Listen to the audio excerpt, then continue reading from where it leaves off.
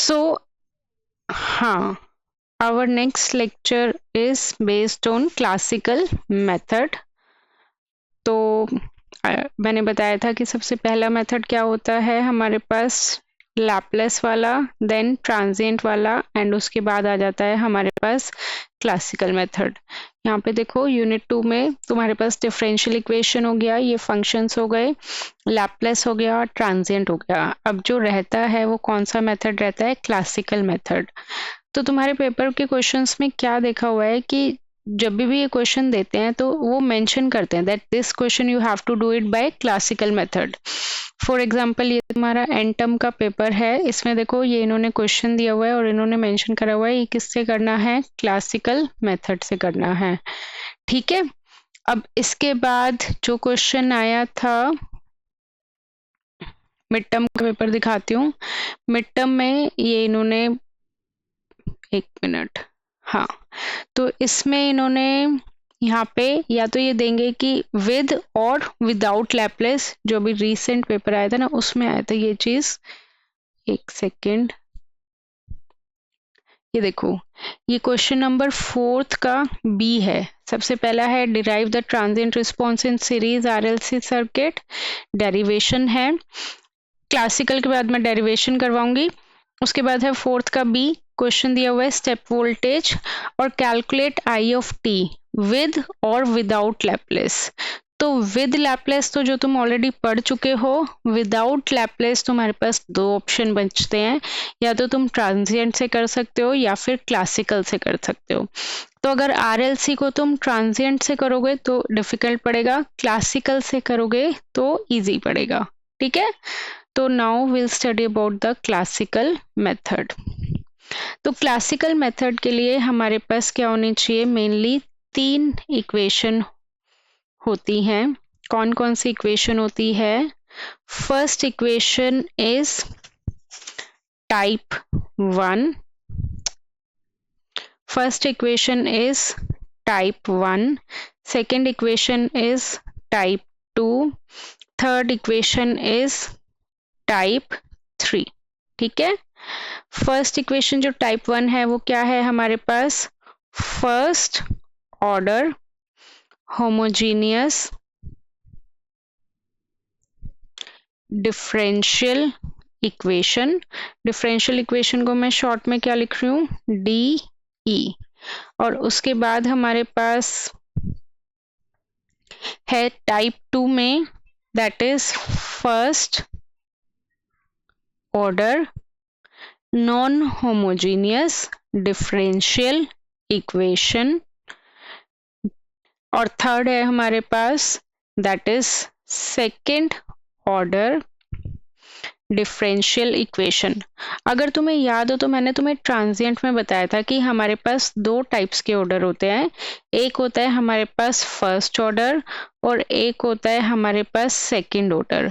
First order जिसमें एक ही energy storing element होता है, तो या तो वो क्या होगा आरएल या फिर क्या होगा आरसी। और सेकेंड ऑर्डर मतलब जिसमें 2 एनर्जी स्टोरिंग एलिमेंट होते हैं, तो वो क्या होगा हमारे पास आर एल सी।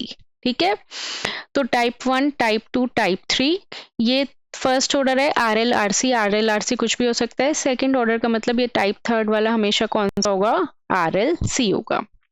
क्लियर। अब इसके बाद हमारे पास इसकी एक पर्टिकुलर इक्वेशन होती है, क्या इक्वेशन होती है, that is dy by D T plus P y of t is equal to 0। इस केस में क्या होती है, dy by D T plus P y of t is equal to q is some constant होगा। और इस केस में क्या इक्वेशन होती है टाइप थर्ड में, a d2y by D T square plus b dy by D T plus c y of t is equal to 0. Got it? अब इसको हम फर्दर सॉल्व करेंगे तो हमारे पास क्या आ जाएगा, y of t is equal to k into e raised पर माइनस पी टी। इसको हम फर्दर सॉल्व करेंगे तो क्या आ जाएगा, y of t is equal to q by p plus k into e raised पर माइनस पी टी। इसको सॉल्व करेंगे तो हमारे पास क्या आ जाएगा, y of t is equal to k1 e raised पर p1t प्लस k2 ई रेस्ट पावर p2t। ठीक है, अभी तुम्हें थोड़ा सा अजीब लग रहा होगा, यहाँ पे 1 मिनट, ये 2t भी आएगा। अभी तुम्हें लग रहा होगा कि एकदम से, बट समझ नहीं आ रहा, एक दो न्यूमेरिकल करवाऊंगी तो it will be more clear to you. पहले एक बार ये लिख लो। तो अभी हमारे पास ये क्वेश्चन है, इस क्वेश्चन के भी मैं पर्टिकुलर स्टेप्स बताऊंगी, जैसे मैंने ट्रांजिएंट के और क्लास लैपलेस वाले बताए हैं। तो ऊपर हेडिंग लिख लेना क्लासिकल मेथड, और उसके बाद इसमें लिख लेना स्टेप्स। तो स्टेप नंबर 1, सेम बताओ मुझे कि ट्रांजिएंट है या लैपलेस है, उसमें स्टेप नंबर 1 क्या होता था, दोनों में ही क्या करना, draw circuit at t equal to 0 minus, right. t equal to 0 minus था तो स्टेडी स्टेट होगा, स्टेडी स्टेट होगा तो इंडक्टर किसकी तरह बिहेव करता है, शॉर्ट सर्किट की तरह। कैपेसिटर किसकी तरह बिहेव करता है, ओपन सर्किट की तरह। तो इंडक्टर है तो हमें क्या निकालना होगा, IL ऑफ 0 माइनस, और कैपेसिटर है तो हमें क्या निकालना होगा, VC ऑफ 0 माइनस। तो बेसिकली इसे हम क्या बोलते हैं, 0 माइनस वाली टर्म्स को इनिशियल कंडीशन। तो इससे तुम्हें क्या पता लग रहा है कि चाहे वो क्लासिकल मेथड हो, चाहे वो ट्रांजिएंट वाला मेथड हो, चाहे वो लैपलेस वाला मेथड हो, हमें इनिशियल कंडीशन हर केस में निकालनी है। That means step number 1 is common for all these. ठीक है, तो अब इस क्वेश्चन में क्या करा हुआ है इन्होंने, इस क्वेश्चन में हमें निकालने की जरूरत नहीं है, क्योंकि इन्होंने ऑलरेडी हमें दे दिया initial condition VC of 0 minus, question में ही दे दी 9 वोल्ट। अगर नहीं दी हुई होती तो हमें निकालनी पड़ती, दी हुई है तो हम नहीं निकालेंगे। ठीक है, क्लियर। अब स्टेप नंबर 2 बोलो, उन दोनों में क्या था, क्या करना होता था हमें, लैपलेस में ड्रॉ सर्किट, किस पे ड्रॉ करना है अब हमें circuit, draw circuit at t equal to 0 पे। तो उसके बाद हमें देखना होता था कि ये हमारा सीरीज है या फिर हमारे पास पैरेलल है। सीरीज है तो क्या हो जाएगा, KVL हो जाएगा, और पैरेलल है तो क्या हो जाएगा, KCL हो जाएगा, राइट। सीरीज है तो KVL और पैरेलल है तो KCL। तो अब हमें t इक्वल टू 0 पे सर्किट ड्रॉ करना है, और सर्किट ड्रॉ करके बताओ तुम कि ये क्या होगा, सीरीज में या फिर पैरेलल में। सीरीज में होगा तो मैं ड्रॉ कर रही हूँ, बैटरी हमारी एज इट इज रहेगी, स्विच क्लोज हो जाएगा, रजिस्टर एज इट इज, और हमारे पास ये कैपेसिटर, राइट। तो यहाँ पे ये 4 ओम है, ये कितना है VC ऑफ t, और ये कितना है 1 वोल्ट। तो सीरीज में है तो क्या हो जाएगा, V is equal to VR plus VC, right. ये कितना हो जाएगा, V is equal to VR plus VC। तो इसमें V वोल्टेज कितनी दी हुई है, 1 वोल्ट दी हुई है। VR का क्या फॉर्मूला होता है, I इंटू R। करंट इसमें सपोज हमारे पास कितना फ्लो कर रहा है, I ऑफ t कर रहा है, तो ये कितना होगा, R into I of t plus VC दो। अब देखो VC तुम्हारे पास दो हो जाती है, दो मतलब एक तो हो जाएगी तुम्हारे पास इनिशियल कंडीशन वाली, that is VC of 0 minus, और एक हो जाएगी तुम्हारे पास बाद में, कि पहले जैसे तुम मान लो, मैं एक एग्जांपल दे रही हूँ कि तुम मार्केट से फोन खरीद के लाए, ठीक है। तो फोन में बैटरी है, बैटरी में ऑलरेडी वो कुछ ना कुछ ऑलरेडी चार्ज आता है ना, तो वो जो चार्ज आता है फोन, वो क्या हो गई उसकी इनिशियल कंडीशन, मान लो वो कितनी थी 30%, ठीक है। उसके आने के बाद भी तुम चार्ज करोगे तो वो कितनी हो गई तुम्हारे पास, कितना और चार्ज करोगे 70%। तो टोटल कैपेसिटर की वोल्टेज कितनी हो गई, इनिशियल प्लस फाइनल, ठीक है। इसमें इनिशियल वोल्टेज दे दी इन्होंने, कितनी दी है 9 वोल्ट दी है, प्लस VC ऑफ टी हमें निकालना है एट 0 प्लस। तो तुम्हें पता है VC ऑफ टी का क्या फॉर्मूला होता है, that is 1/c limit vary from 0 to t I of t dt, यही होता है ना।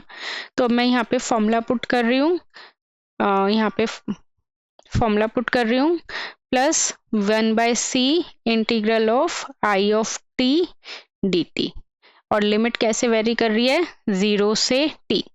तो अब हमें क्या करना है, r की वैल्यू पुट कर दो और c की वैल्यू पुट कर दो। 1 एज इट इज, r 4 है, I of t 9 as it is, से ये कैपेसिटर 1/16 है तो वो कितना हो जाएगा 16, limit vary from 0 to t I of t dt। ठीक है, अब इसको हम फर्दर सॉल्व करेंगे तो क्या आ जाएगा हमारे पास, -8 is equal to 4 I of t plus 16 vary from, अब आगे तुम लोग सॉल्व करो। इसके बाद देखो हमारे पास हमेशा जैसे इंटीग्रेट करा, अब तुम्हें क्या करना है, कंपेयर करना है। तो सबसे पहले तो यहाँ पे एक चीज जो बहुत कॉमन बच्चे मिस्टेक करते हैं कि यहाँ पे अगर कॉमन आ रहा है तो उससे काट दो, ठीक है, क्योंकि अगर बिना कॉमन के करोगे तो तुम्हारा आंसर वेरी कर जाएगा। तो ये यहाँ से ये कट रहा है, 4 की टेबल में आ रहा है, सब कुछ काट दो, ठीक है। तो फाइनल इक्वेशन तुम्हारे पास क्या आ जाएगी, यहाँ से ये आ जाएगी तुम्हारे पास -2 is equal to I of t plus 4 limit vary from 0 to t I of t dt, ये आ गई। अब इसके बाद तुम्हें करना है कंपेयर। कंपेयर करने के लिए तुम्हें वही देखनी पड़ेगी। तो तुम देख सकते हो कि इनमें से किसी भी टाइप में, टाइप 1, टाइप 2, टाइप 3, किसी भी टाइप में इंटीग्रेशन नहीं है, क्या है, डिफरेंशिएशन। तो अगर हमारे पास इंटीग्रेशन की टर्म्स में इक्वेशन आ रही है तो उसको तुम्हें क्या करना पड़ेगा, डिफरेंशिएट। इसको डिफरेंशिएट करोगे 0 तो ये कितना हो जाएगा, di of t by dt plus 4 I of T. एक चीज ध्यान रखना कि di बाई dt का कोफिशिएंट हमेशा 1 आना चाहिए। अगर यहाँ पे कुछ टर्म आ रही है तो उसको हटा दो, पूरी टर्म से डिवाइड कर दो, ठीक है, क्लियर है, ये सारी चीज ध्यान रखनी है। अब इसके बाद तुम्हें पता है कि ये वाली बात तुम्हारे पास इक्वेशन है। अब ये बताओ मुझे ये कौन सी टाइप से मैच कर रही है, टाइप 1 से, टाइप 2 से या टाइप 3 से, ठीक है। तो यहाँ से हमें क्या पता लग रहा है कि ये टाइप 1 से मैच कर रही है। तो मैं बस साइड में लिख रही हूँ यहाँ पे, तो हमारे पास जो स्टैंडर्ड इक्वेशन थी वो क्या थी, dy of t by D T plus P y of t is equal to 0। Compare करो तो मुझे बताओ p की वैल्यू क्या आएगी, यहाँ से p की जगह क्या है, 4 है तो p की वैल्यू आ गई 4। y की जगह क्या है, y ऑफ t की जगह I ऑफ t है, तो यहाँ पे y ऑफ t की जगह क्या आ गई हमारे पास, I ऑफ t आ गई, ठीक है। तो यहाँ पे हमारे पास इसको सॉल्व करने के क्या थी, y of t plus k into e raised power minus p T. तो y ऑफ t क्या है, I ऑफ t डाल देंगे, k हमें नहीं पता, k as it is, e raised power minus 4t। तो फाइनल हमारे पास इक्वेशन आ गई I ऑफ t की ये वाली, ठीक है। बट अभी इसमें हमें एक काम और करना है, हमें k की वैल्यू निकालनी पड़ेगी। अब यहाँ तक मैं जो स्टेप्स लिख रही थी, स्टेप नंबर 1 हो गया, स्टेप नंबर 2 हो गया। स्टेप नंबर 2 में हमारे पास क्या आएगी, अगर सीरीज में है तो ध्यान रखना जो इक्वेशन बनेगी वो I ऑफ t की टर्म्स में बनेगी, और अगर पैरेलल में है तो पैरेलल में इक्वेशन क्या बनेगी, v ऑफ t की टर्म्स में बनेगी, ठीक है। तो हमें क्या करना है, कंपेयर करना है, ये कंपेयर करके कि कौन से टाइप से है, तो मतलब वो आगे प्रोसीजर करना है। उसके बाद आ जाते हैं नेक्स्ट स्टेप नंबर 3 पे। स्टेप नंबर 3 पे हमें क्या करना है, k की वैल्यू फाइंड आउट करनी है। k की वैल्यू फाइंड आउट करने के लिए we always need to put t is equal to 0। t को हमें क्या पुट करना है, 0, ठीक है। तो हमारे पास ये इक्वेशन थी, इस इक्वेशन में मैं t को 0 पुट कर रही हूँ तो क्या हो जाएगा, I of 0 is equal to k into e raised power minus 4 into 0। तो इसको हम फर्दर सॉल्व करेंगे तो हमारे पास कितना आ जाएगा, k as it is e raised पर 0 एंड एनीथिंग रेस्ट पर 0 इज ऑलवेज इक्वल्स टू 1, है ना। तो अब हमें किसकी वैल्यू चाहिए, i ऑफ 0 की वैल्यू चाहिए। तो अब हम सर्किट में से देखेंगे कि इसमें हमारे पास पहले कितनी करंट फ्लो हो रही थी। i ऑफ 0 माइनस या फिर i ऑफ 0 प्लस लिख लो, यहाँ पे तुम कंफ्यूज हो जाओगे, i ऑफ 0 प्लस। यहाँ तक कोई डाउट। तो अब देखो हमें i ऑफ 0 की वैल्यू निकालनी है, तो मेरे पास मैश एनालिसिस लगा के ये इक्वेशन आई थी। तो इसमें अगर मैं t की वैल्यू 0 पुट कर दूं तो मेरे पास i ऑफ t की वैल्यू आ जाएगी। बताओ इनिशियली। तो यहाँ पे i ऑफ t की वैल्यू यहाँ पे क्या पुट कर दो, 0 पुट कर दो, ठीक है। तो ये वाली इंटीग्रेशन वाली टर्म तो पूरी खत्म हो जाएगी, क्योंकि t की वैल्यू ये भी क्या हो गई 0, तो 0 माइनस 0 0 हो गया। तो अब यहाँ पे t की वैल्यू 0 पुट करोगे तो मैं यहाँ पे छोटा सा लिख रही हूँ, क्या आएगा 1 is equal to 4 into i of 0 plus 9। वो ये वाली टर्म पूरी कैंसिल आउट हो गई लिमिट पुट करोगे तो यहाँ से i ऑफ 0 की वैल्यू कितनी आ गई तुम्हारे पास, 1 minus 9 divided by 4 that is equal to -2। तो i ऑफ 0 की वैल्यू कितनी आ गई हमारे पास यहाँ से -2। बस i ऑफ 0 माइनस की वैल्यू 2 आ गई, तो k की भी वैल्यू कितनी आ गई, -2। तो यहाँ पे पुट कर दो i of t is equal to -2 into e raised power -4t. This is your final answer. ठीक है। अब अगर इसमें वोल्टेज भी पूछी हुई होती तो वोल्टेज का क्या फॉर्मूला होता है, मैंने तुम्हें बताया था वोल्टेज अक्रॉस कैपेसिटर का क्या फॉर्मूला होता है, 1/c integral of 0 to t i of t dt plus initial condition भी लेंगे vc ऑफ 0 माइनस। तो 1/c तुम्हें पता है c की वैल्यू कितनी है, 1/16 16 आ गया। अब लिमिट वेरी कर रही है 0 से t, i ऑफ t कितना है यहाँ से, that is -2 into e raised power -4t। तो ये कितना हो गया हमारे पास, -2 into e raised power -4t dt plus vc of 0 minus given था क्वेश्चन में 9 वोल्ट। इसको सॉल्व करो, 16 इंटीग्रेशन की लिमिट पुट करोगे तो -2 ई रेस्ट पर -4t divided by -4, limit very कर रही है 0 to t प्लस 9, ठीक है।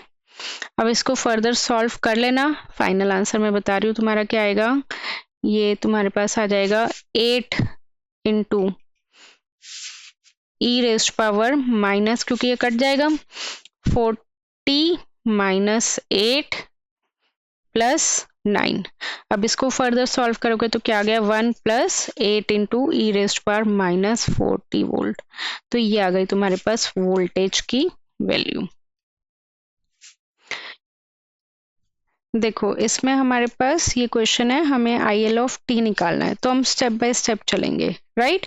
तो step number 1 as I told you, किस सर्किट का ड्रॉ करना है, 0 माइनस पे और इनिशियल कंडीशन निकालनी है, IL ऑफ 0 माइनस निकालना है और VC ऑफ 0 माइनस निकालना है। तो step number 1, draw circuit at t equal to 0 minus, switch क्या है, क्लोज्ड है, inductor short circuit, capacitor open circuit, right, यही होगा। एक मिनट, यहाँ पे देखो ये बनेगा, इंडक्टर शॉर्ट हो गया, कैपेसिटर क्या हो गया, ओपन। इधर कोई करंट जा रहा है, ओपन सर्किट में करंट जाएगा, नहीं जाएगा। VC ऑफ 0 माइनस कितना होगा, वो मैंने बोला था वैसे ही निकालना है जैसे थेवेनिन निकालते हो। VAB A पे खड़े हो, कहाँ जाना है, B पे, A से कहाँ जाओगे C, C से कहाँ जाओगे D, D से कहाँ जाओगे B। AC open circuit 0 0, VCD कितना होगा ICD इंटू RCD, RCD कितना है 2 है, ICD निकालना तो कितना आ जाएगा 1 आ जाएगा, तो 1 इंटू 2 2 वोल्ट्स। तो यहाँ से हमारा फर्स्ट स्टेप हो गया कि IL ऑफ 0 माइनस 0 आ रहा है और VC ऑफ 0 माइनस कितना आ रहा है 2 वोल्ट्स। अगर तुम इसमें भी गलती करोगे तो कैसे चले।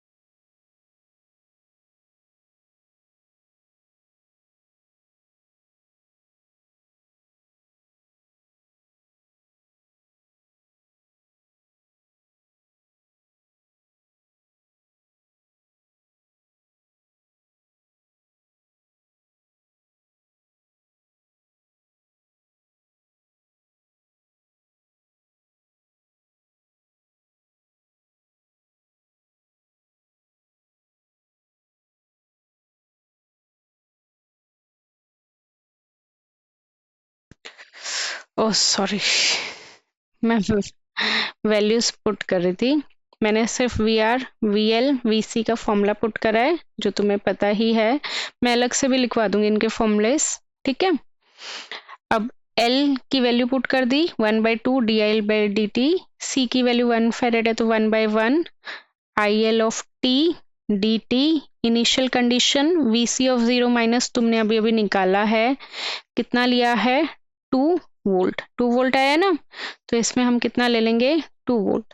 अब कुछ बच्चे पूछते हैं कि मैम आपने इसकी वोल्टेज की तो इनिशियल कंडीशन ले ली, इंडक्टर की नहीं ली, तो उसकी भी ले लो, चाहे उसकी 0 थी तो इसलिए मैंने कंसिडर नहीं करा, ठीक है, इज इक्वल टू 0। अब इसके बाद देखो ये क्या किसी से मैच कर रहा है, इंटीग्रेशन है, इंटीग्रेशन है तो मैच नहीं करेगा। तो इंटीग्रेशन को रिमूव करने के लिए हमें क्या करना पड़ेगा, डिफ्रेंशिएशन। तो इसको डिफ्रेंशिएट कर देते हैं, 2 D I L by D T plus 1/2, ये डबल डिफ्रेंशिएट हो जाएगा, D two I L by D T का square plus I L of t.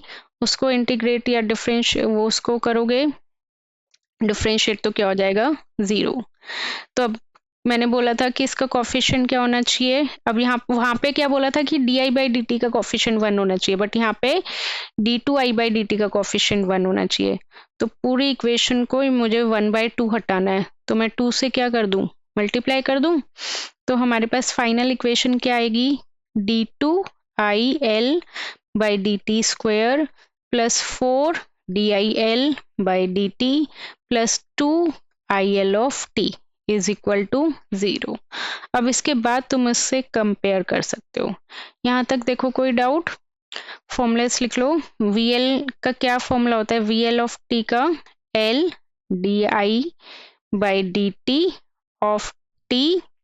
अगर मैं यहाँ से आई एल ऑफ टी का फॉर्मूला निकालना चाहती हूँ तो वो कितना हो जाएगा 1/L, limit vary from 0 to t, v l of T D T plus इसके साथ initial condition i L of 0 plus, ठीक है। इसी तरह अगर कैपेसिटर का देखेंगे तो क्या हो जाएगा, v C of t is equal to 1/C, limit vary from 0 to t, i c of T D T plus initial condition we C of 0 plus. और अगर करंट का देखेंगे तो आई सी ऑफ टी का क्या फॉर्मूला हो जाएगा, c d v c by D t. तो वहाँ पे मैंने यहाँ पे ये देखो मैंने सिर्फ ये फॉर्मूलेज ही पुट करे हैं ये वाले और कुछ नहीं करा। तो इससे तुम्हें क्या पता लग रहा है, जब भी इंटीग्रेशन हम कर रहे हैं तो उस केस में हमें इनिशियल कंडीशन कंसिडर करनी पड़ेगी। ओके, अब देखो हमारे पास ये फाइनल इक्वेशन आ गई। इस इक्वेशन को हम लिख रहे हैं। अब मैं बेसिकली इसको p के टर्म्स में सॉल्व कर रही हूँ, पुट कर रही हूँ ताकि सॉल्व करना इजी हो जाए। p square plus 4p plus 2 is equal to 0।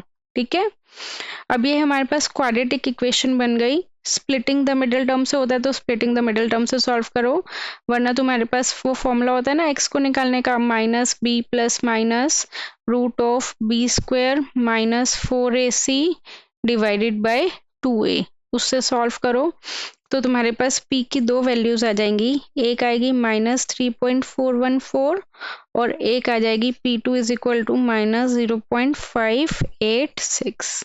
ठीक है, तो अब हम कंपेयर करेंगे। ये थी तुम्हारे पास इक्वेशन, यही इक्वेशन आ रही थी ना, d2y by D t square plus dy by D T plus cy of t is equal to 0।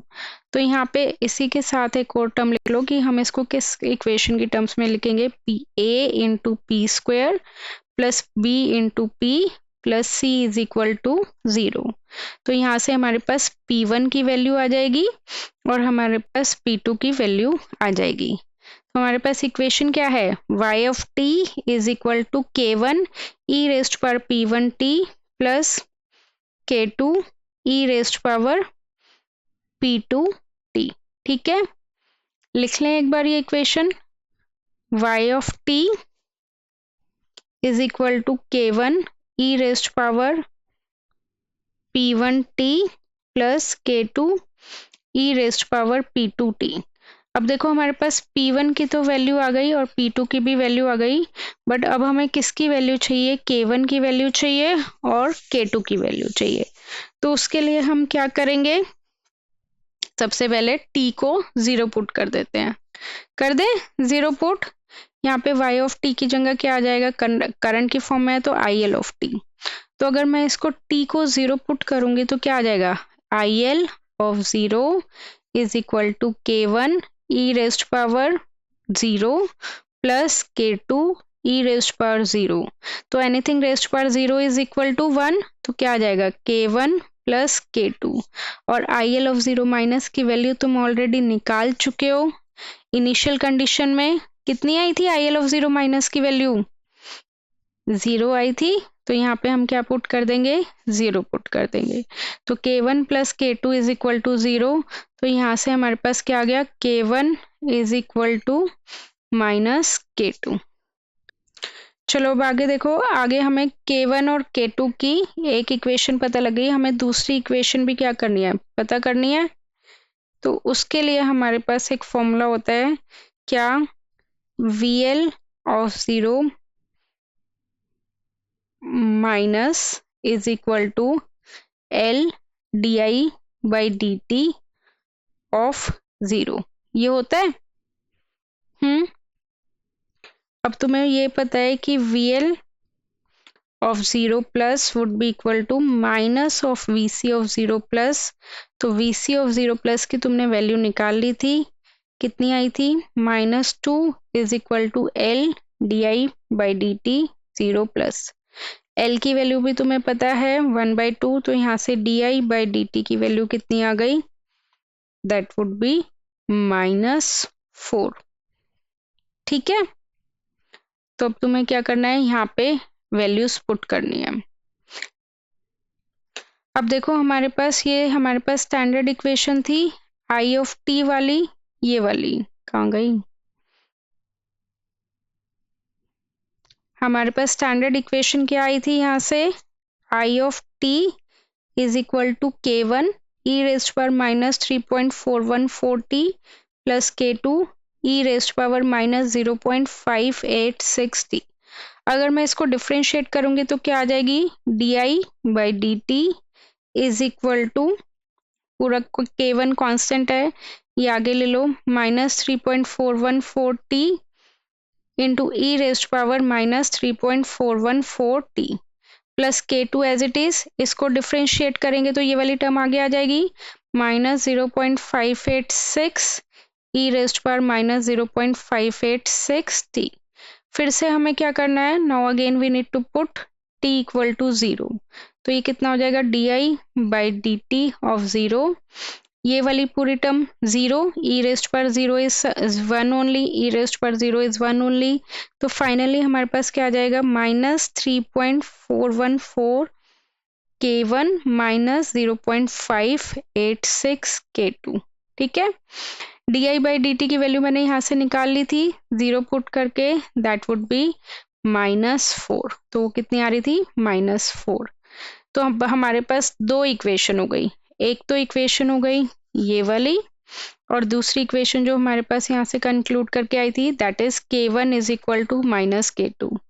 इन दोनों को सॉल्व कर सकते हो। सॉल्व करने के बाद तुम्हारे पास K1 और K2 की वैल्यू आ जाएगी। K1 1.414 आएगा, K2 माइनस 1.414 आएगा। तो finally I L of T की वैल्यू कितनी आ गई, 1.414 ई रेस्ट पर माइनस 3.414 टी माइनस ई रेस्ट पर माइनस 0.586 टी। ये लेंदी होते हैं थोड़ा सा क्वेश्चन, आरएलसी का हो गया एक्चुअली, इसलिए लेंदी हो गया। आरसी और आरएल वाला इतना लेंदी नहीं होता। So this is your homework question. For any doubts, you can contact me on this number.